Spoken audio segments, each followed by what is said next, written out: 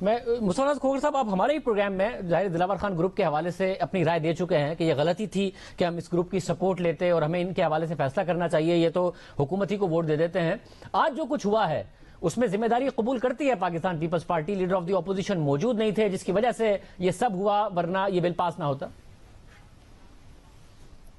जी, आपने दुरुस्त कहा। मैं तो बरमला इस राय का पहले दिन से इजहार करता चला आया हूं और उसकी वजह से मैं थोड़ा सा पार्टी के अंदर इस राय को मेरी पसंद भी नहीं किया गया। लेकिन वक्त साबित कर रहा है कि जो मैं उस वक्त से मैं कहता आ रहा हूं कि ये लोग हुकूमती रुकन हैं, हुकूमती रुकन भेजे गए हैं ऑपोजिशन की सफ़ों में। हमने इनसे वोट लेकर गलती की। ऑपोजिशन लीडर का जब इलेक्शन हुआ, हमें इनसे वोट बिल्कुल नहीं लेना चाहिए थे और उसकी वजह से ऑपोजिशन का जो इत्तेहाद है उसके अंदर भी एक बहुत बड़ी दरार आ गई। और हर मौके के ऊपर जब भी कोई क्रूशल वोटिंग होती है, चाहे वो FATF का बिल हो या नो कॉन्फिडेंस का मोशन हो या चेयरमैन सेनेट को इलेक्ट करने का मामला हो, तो हर मौके पर ये तमाम हजरात जो हैं ये हमारा साथ नहीं देते। तो हमें अपनी सफ़ों में से इन हजरात के साथ बड़े अदब से इनको वापस हुकूमती सफ़ों में भेजना चाहिए और जो हमारे अपने नंबर्स हैं उन पर फोकस करना चाहिए। जहां तक आज के इजलास में शिकस्त का ताल्लुक है, तो जरूर मैं तो ये कहते हुए थोड़ा सा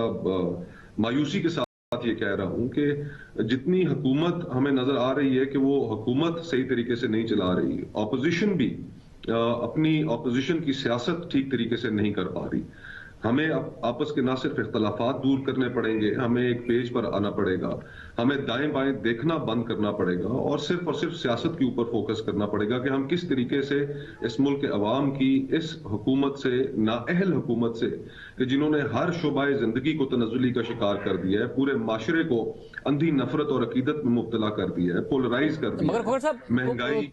मगर पीपल्स पार्टी तो इन हाउस से निजात हासिल करने के लिए अगर हम जारहाना सियासत नहीं करेंगे तो कोई हम अवाम की नजरों में सुरखरू नहीं होगा। मगर खोखर साहब, बातें तो जारहाना ही करती है ना ऑपोजिशन, और पीपल्स पार्टी कहती है इन हाउस चेंज की तरफ आना चाहिए नून लीग को। अब अगर सेनेट में यह हाल है जहां पर आपकी बहुत बड़ी अक्सरियत है, उसके बाद अगर यह हाल हो रहा है तो ये तो हुकूमत को तो कोई खतरा नहीं है आप लोगों से। आप लोग बातें बड़ी बड़ी करेंगे, पीपल्स पार्टी भी, नून लीग भी, दावे भी बड़े बड़े करेंगे, खतरा कोई नहीं है हुकूमत को आप लोगों से।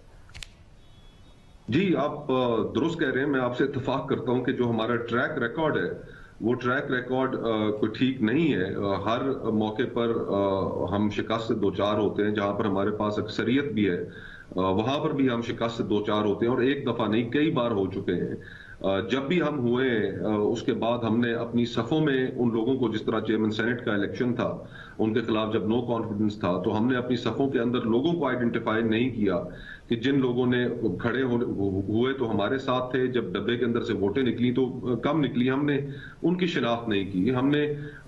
जो और चीजें करने की थी वो नहीं की। लेकिन साथ ही साथ मैं आपकी तवज्जो इस जानिब भी दिलाना चाहूंगा कि जब अपोजिशन एक पेज पर हुई और बिल्कुल आपस में कोई इख्तलाफ नहीं था, तो इसी कौमी असेंबली से हफीज शेख साहब को शिकस्त भी दी, जिसके बाद हुकूमत को वोट ऑफ कॉन्फिडेंस लेना पड़ गया। वो हुकूमत के लिए एक बहुत बड़ा क्राइसिस था और उसके बाद हम ऐसे इख्तलाफात का शिकार हुए कि अब हम उसे लगता है संभल नहीं पा रहे और आने वाले वक्त में जो अदम एतमाद है कौमी असेंबली में, अगर इस तरह के हमारा रविश रही इस तो ट्रैक रिकॉर्ड को देखते हुए, तो मेरा नहीं ख्याल, अब तो मैं माजरत के साथ बेदली की बातें नहीं करनी चाहिए, लेकिन लगता यही है कि ये ऑपोजिशन को शायद उसमें भी नाकामी का सामना करना पड़े।